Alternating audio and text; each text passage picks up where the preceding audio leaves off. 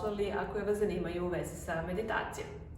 Prvo pitanje je da li je bolja meditacija ujutru ili uveče? Najbolje je da meditirate i ujutru i uveče ako ikako možete.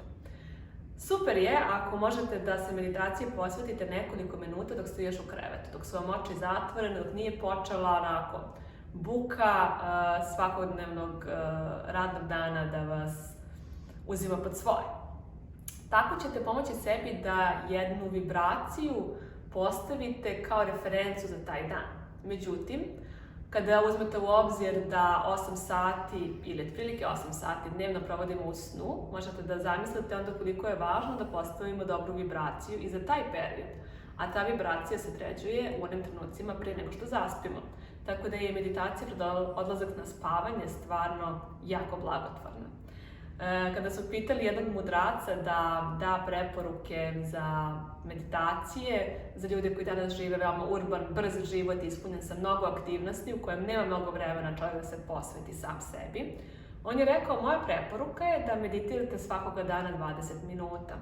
Ako nemate vremena, onda meditirajte obavezno pola sata. Htio je da kaže da u stvari da ako ne napravimo vremena za meditaciju bilo kada u toku dana, sve će se u stvari odvijeti mnogo duže, teže u našem životu. Ako odvojimo to vrijeme za meditaciju, da opustimo svoje telo i sve druge stvari će se odvijati mnogo lakše. Tako da je to vrijeme koje ulažemo u meditaciju se odmah višestruko isplati. Drugo pitanje koje ste postavili, da li pomaže meditacija kod visokog krvnog pritiska? Da. Postoje brojne studije koje to potvrđuju. Suština je u tome da u stvari meditacija opušta ceo vaš sistem na svim nivoima i podnivoima i da samim tim i krvni pritisak prati taj proces. Treće pitanje, koja meditacija je najbolja?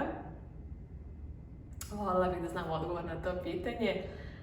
Moj najiskreniji odgovor bi bio personalizovana meditacija. Šta to znači? To znači meditacija koja je napravljena namjenski za vas i za vaše potrebe u tom trenutku.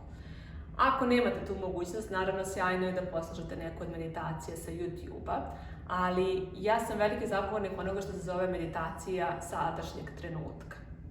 Dakle, u ovom trenutku se izražavaju određene energije. Ono što vam je potrebno danas ujutru možda nije ista stvar koja će vama na energetskom nivou biti potrebna za 7 dana. I ako slušate danas i za 7 dana istu meditaciju, velika je šansa da to nije u potpunosti prilagođeno vašim potrebama i vašim energetskim zahtevima. Zato najviše preporučujem da nađete osobu koja može da vas vodi u meditaciji u onom trenutku kada je vama potrebno.